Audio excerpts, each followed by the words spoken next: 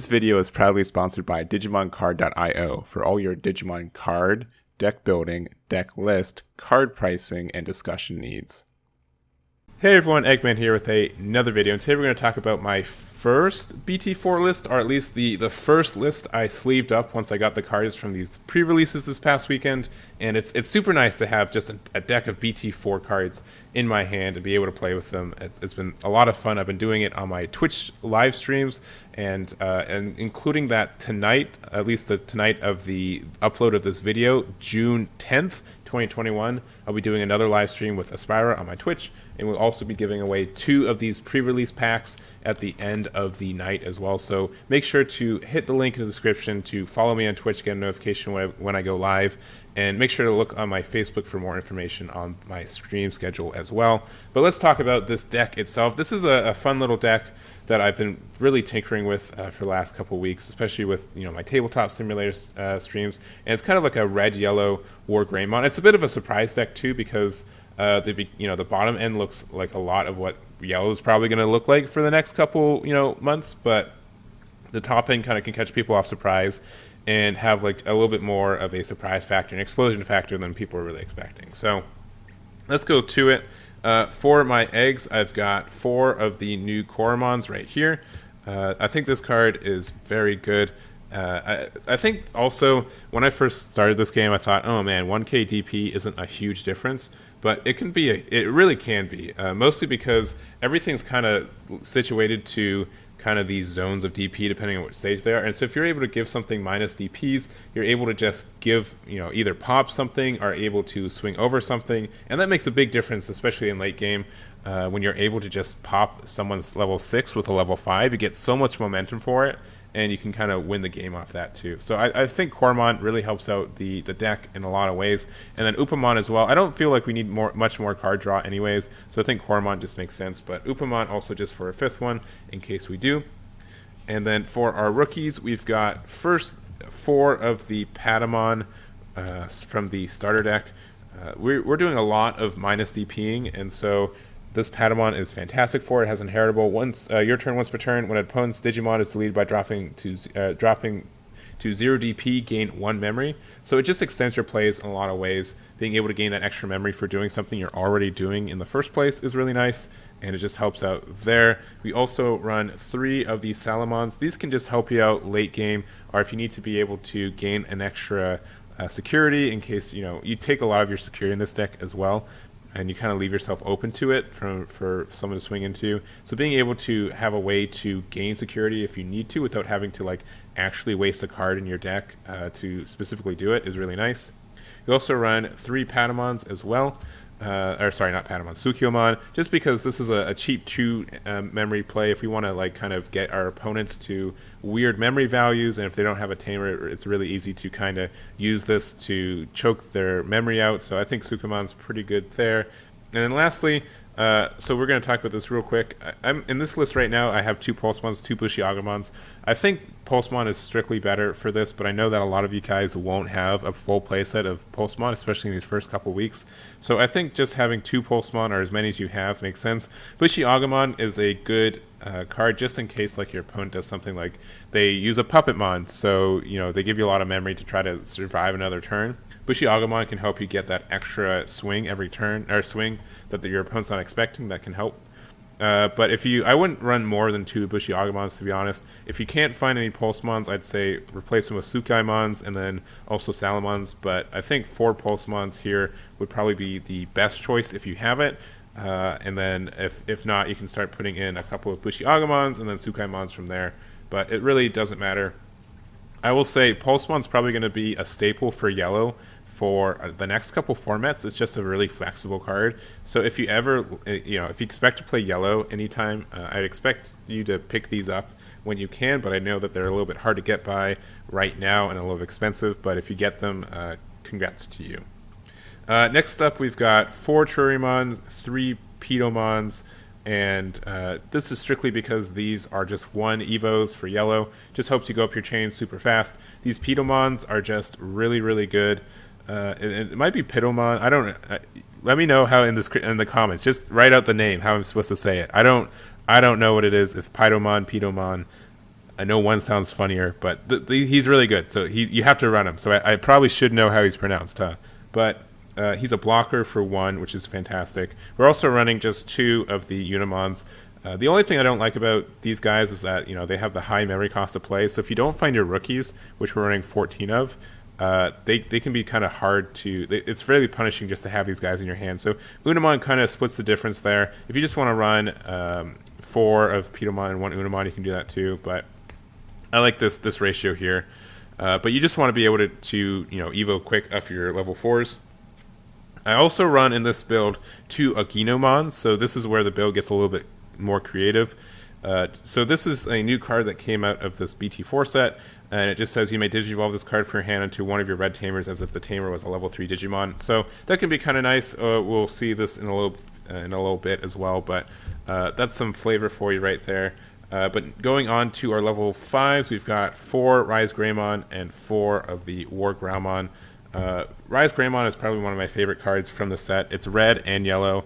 Can digivolve on top of a red or yellow. Has a your turn. This Digimon is treated as yellow. Main Digiburst for 2. You may play a red or yellow Tamer card with a play cost of 4 or less from your hand without paying its memory cost. So just being able to play a Tamer for free is really nice. And so obviously we run some Tamers. So Gunimon can also just digivolve. Either just be a quick swing for 2 memory, or be able to go into Rise Greymon if you need to. I think there's just some flexibility there. That's really nice. Also has a really great inheritable. If you have a Tamer in play, one of your opponent's Digimon gets minus 2k DP for the turn, and this is when attacking. And this isn't once per turn when attacking either. So if you have something that can swing more than once, which we have a couple in this deck, you're able to get minus 4k, and it really starts to stack up, especially then if you have a Quorum underneath. This is once per turn, but then it becomes a 5k, giving something minus 5k. It really starts to stack up once you get them all going. And we also have War Growlmon. Probably it's really the only yellow Digiburst card. There's some, but this is the main one you want to talk about. So it just has Digiburst for 2. One of your opponent's Digimon gets minus 4k for the turn. Your turn, when you have for inheritable, if you have 3 or fewer security, this Digimon gets plus 1k DP.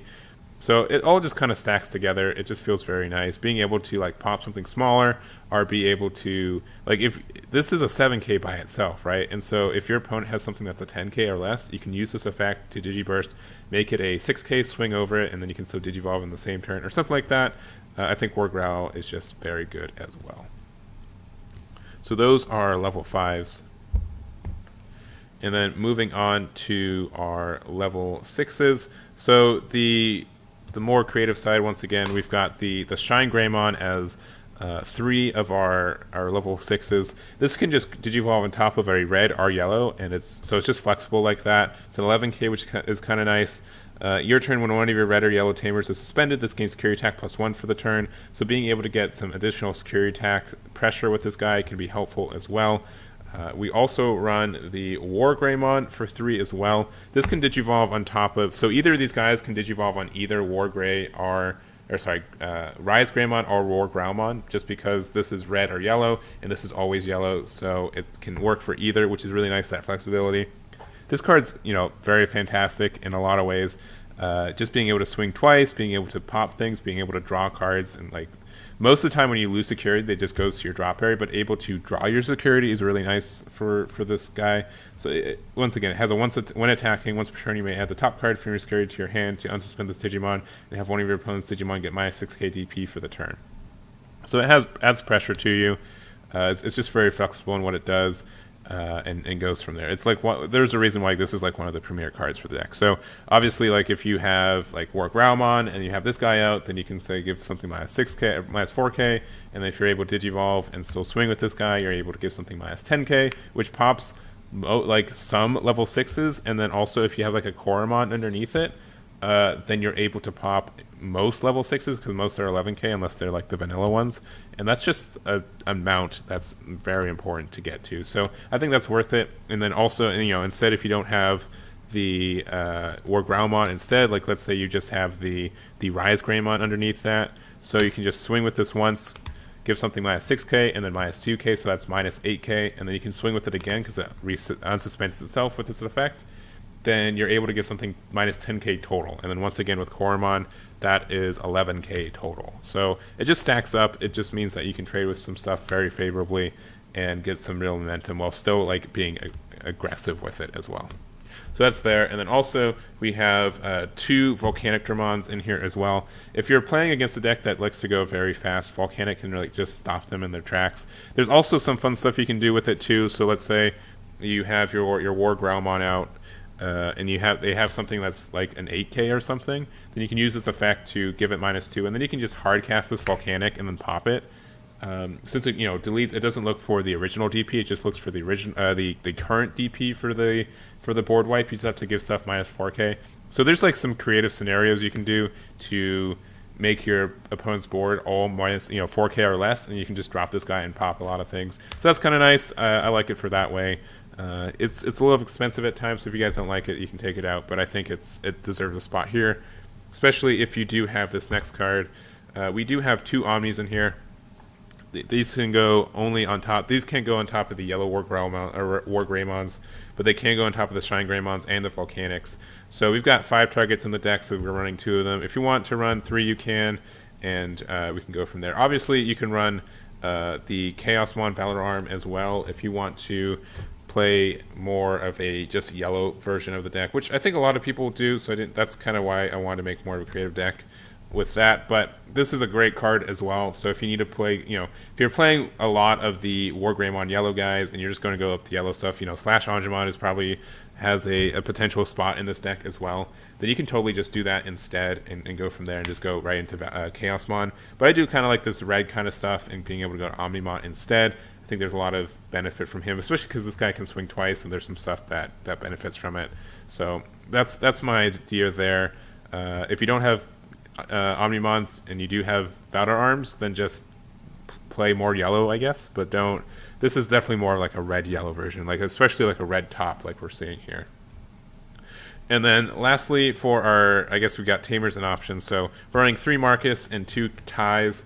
Marcus is really helpful for being able to get pressure. This has a lot of synergy with the red Shine, just because you're able to gain a memory when you swing with it, and then you also, it's a 4 Tamer, which means that you go to your memory for 3. Sorry, a 3 Tamer that costs 4. And then also, so you swing at this, you tap this to gain a memory with Marcus, and then when this taps Marcus, you're able to gain security attack +1, so this checks 2. So that's all kind of nice. It fits together. It just has to have Greymon in its name. So that also means that War Greymon also works for it, and also in some scenarios it works for, well, in all scenarios, but sometimes you want to swing with Rise Greymon instead just to get that extra memory. It just works out and helps you out a bunch, so I really do like that option for you there. And then obviously we can play these Tamers for free with the Rise Greymon as long as you use its Digiburst effect. And so since we're running 5, I also want to run a Goonimon, so that's why we ran this guy as well. This could just be an extra 2 memory to swing and win the game if you need it, without having to lose too much advantage either. You only need 1 Marcus out, so if you get another one hit your security, then you can just go a Goonimon and go from there. I felt like it was kind of helpful for the deck as well. And also, I've been liking this tie the more and more, just since we're so much, Shine Greymon and War Greymon aren't Titans, they're only 11Ks, and sometimes that extra 1K you get from the ties can really make a difference. So I've been really enjoying these in the deck as a 2 of. And then also, since we've run enough red, we're playing 2 Gaia Force as well. These Tamers help us have an active body out, so we can have Gaia Forces. Gaia Force is always good in security, just like Omnimon's always welcome in security.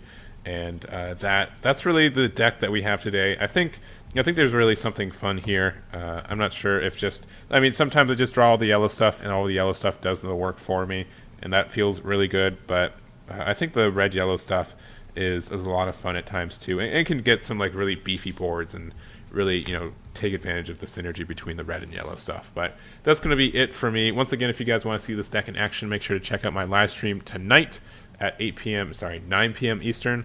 And make sure to follow me, subscribe. I don't know how to end this video. We're done. Thank you very much for watching, and I'll catch you all next time.